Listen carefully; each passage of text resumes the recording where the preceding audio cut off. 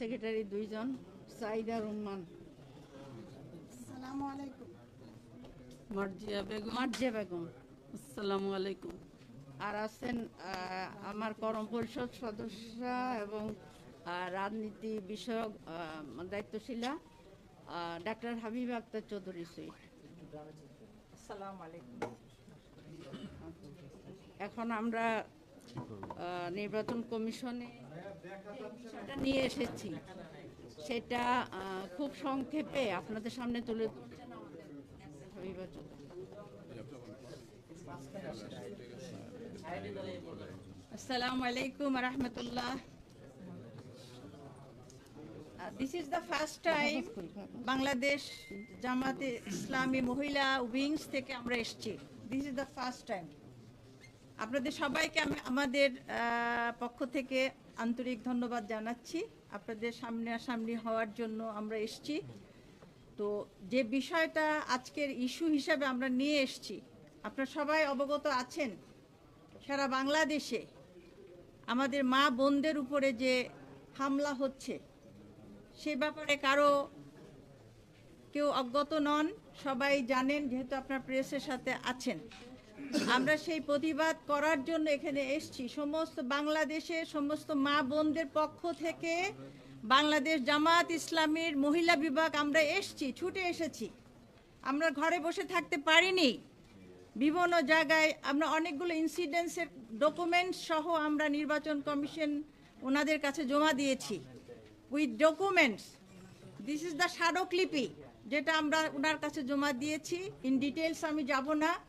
মূল কথা আমি যেটা বলতে চাই সেটা হলো, বাংলাদেশের 50% মহিলা আমরা মেয়েরা আছি।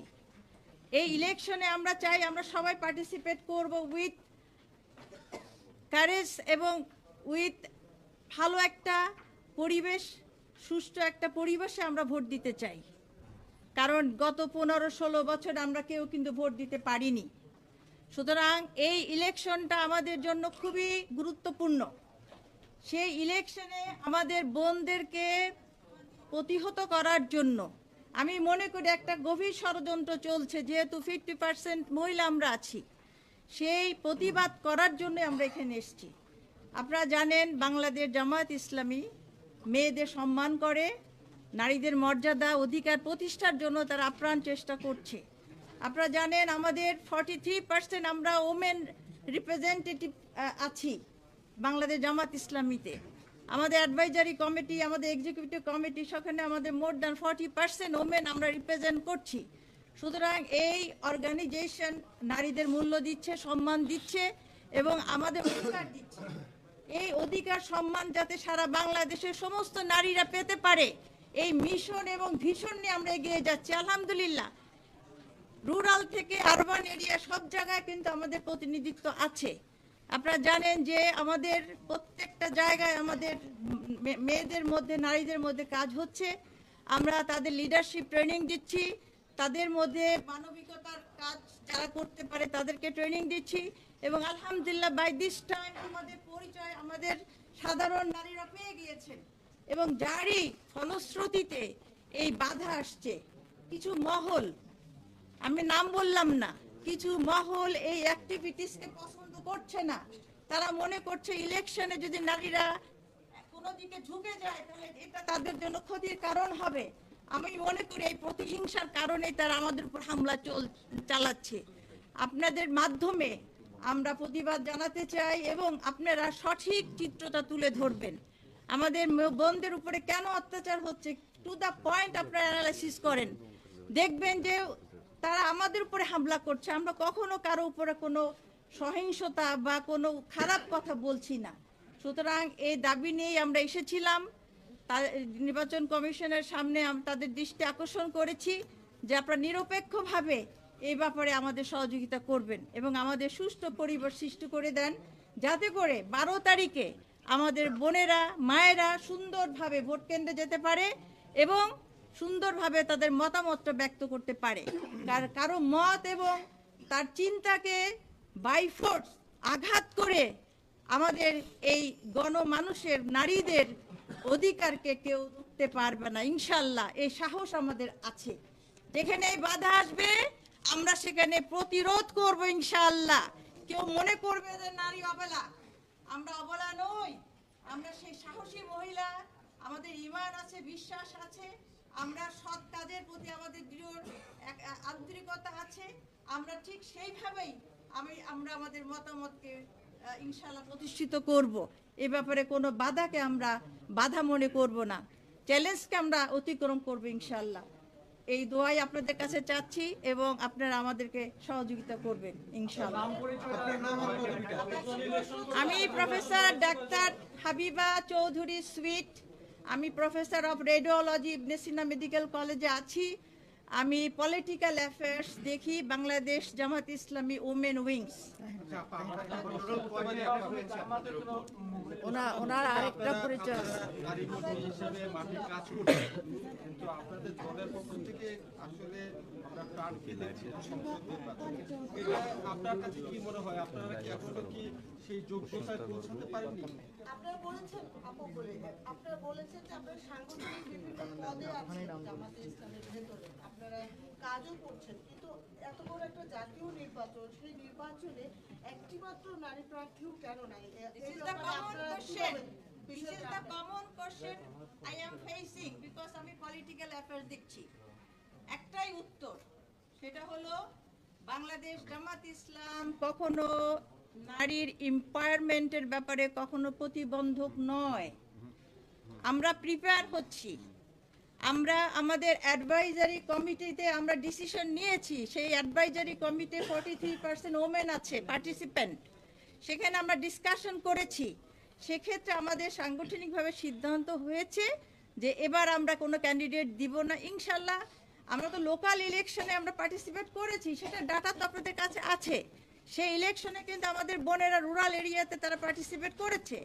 For the next election will participate, but এই ইলেকশনে আমরা নারীরা অবশ্যই অ্যাক্টিভলি আমরা কাজ করছি, যার ফলশ্রুতিতে আপনারা দেখছেন যে নারীদের উপরে বাধা আসছে।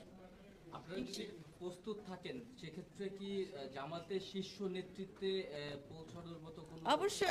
অবশ্যই আছে, সুযোগ আছে। আপনারা জানেন আমাদের বাংলাদেশ জামাত ইসলামীতে নারীর যে রিফ্লেকশন যেটা হবে ইনশাআল্লাহ বিভিন্নভাবে, আপনারা জানেন আমাদের রিজার্ভ সিট আমরা নারীদেরকে দিয়েছি। বিভিন্ন জায়গায় আমাদের দায়িত্ব যাদেরকে দেওয়া হয়েছে, বিভিন্ন গুরুত্বপূর্ণ দায়িত্ব আমাদের বোনেরা আছেন। সেটা ইন ডিটেলস বাংলাদেশ জামাত ইসলামী সম্পর্কে যদি আপনারা জানতে চান, আমাদের গঠনতন্ত্র আছে, আমাদের পলিসি আছে, এগুলো আপনাদের জানতে হবে। আমরা এখানে যে লিস্টটা দিয়েছি টোটাল 15টা জায়গা আমরা উইথ